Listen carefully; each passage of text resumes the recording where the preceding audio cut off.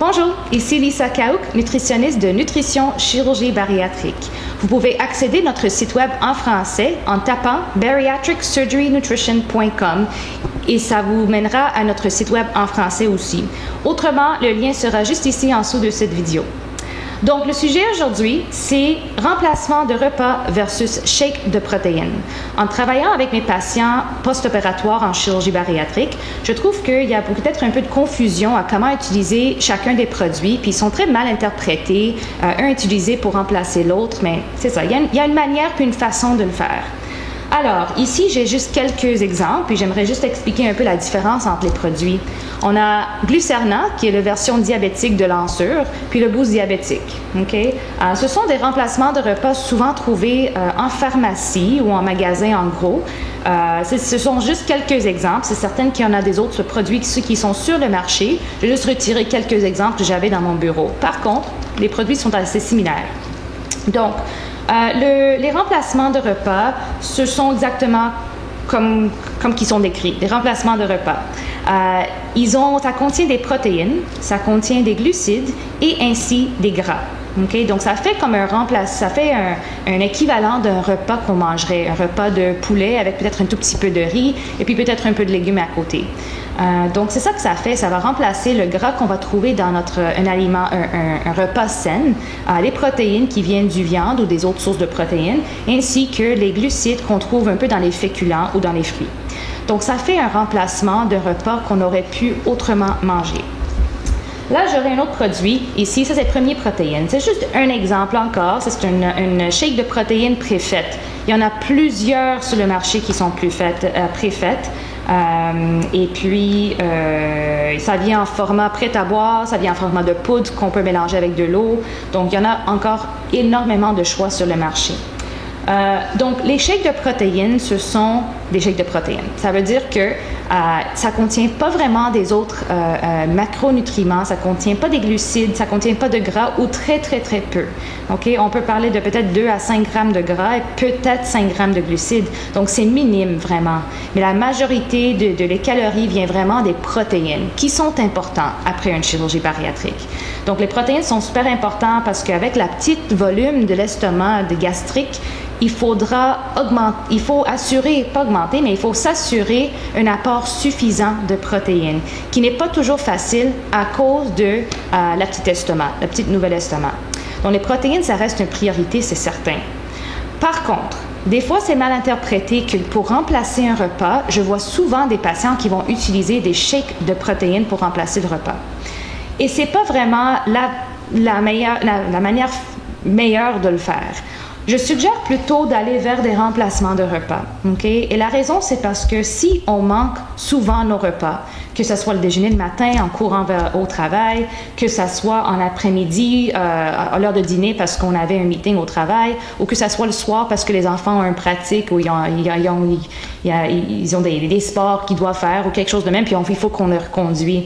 Il y a toujours des raisons pour lesquelles on peut manquer de repas. Alors, les remplacements de repas sont pratiques pour ceux qui manquent souvent des repas. L'idéal, c'est de vous permettre le temps de vous asseoir puis de manger, mais il faut être quand même réaliste qu'il y aura des instants de notre vie. Certains de nous mènent des vies assez occupées, donc il faut avoir des solutions en cas où. Donc, les remplacements de repas contiennent un peu de glucides qui sont importants. Les glucides, après une chirurgie bariatrique, sont peut-être... c'est une discussion qu'on n'en parle pas trop, mais c'est important. Les glucides sont importants pour maintenir votre sucre sanguin. Okay? On veut assurer que le sucre sanguin reste quand même stable dans la journée. Donc, il faut donner le corps un peu de sucre.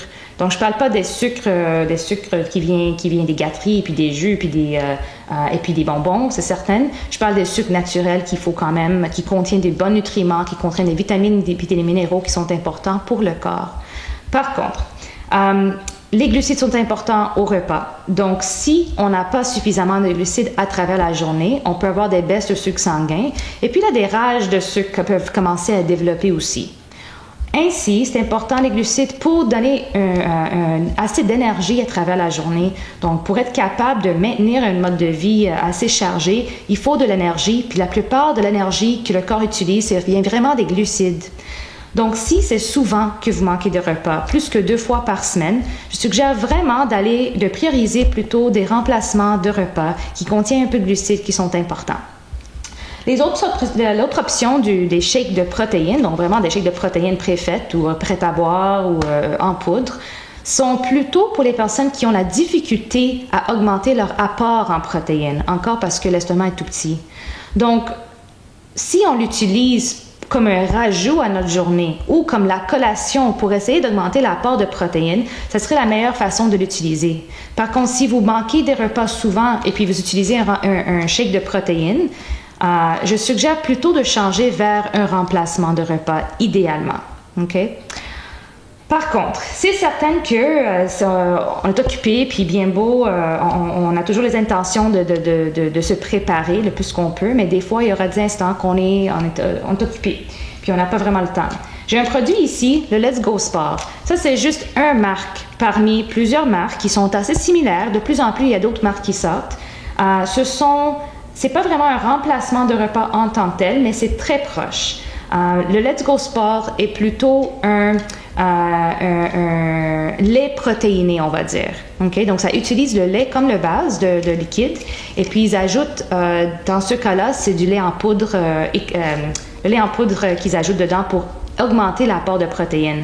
Par contre, il y aura aussi des autres marques qui vont peut-être ajouter des poudres de protéines aussi à la place. Donc, ces genres de produits, la raison pour laquelle que je vous présente ces genres de produits, c'est parce que c'est pratique. Ça se trouve pas nécessairement dans les pharmacies comme les remplacements de repas. Ça se trouve dans les dépanneurs, donc c'est quelque chose qui est accessible assez bien. Ça se trouve aussi dans les épiceries.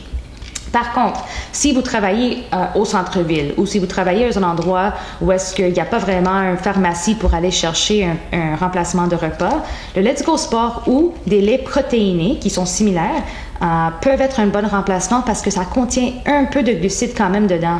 Donc, encore une fois, qui est important.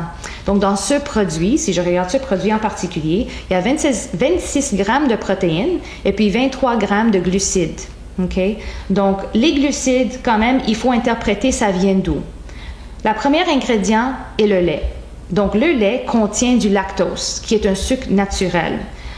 Donc, dans ce cas, c'est possible de dire que la majorité des glucides, ça vient des glucides qu'on trouve naturellement dans le lait.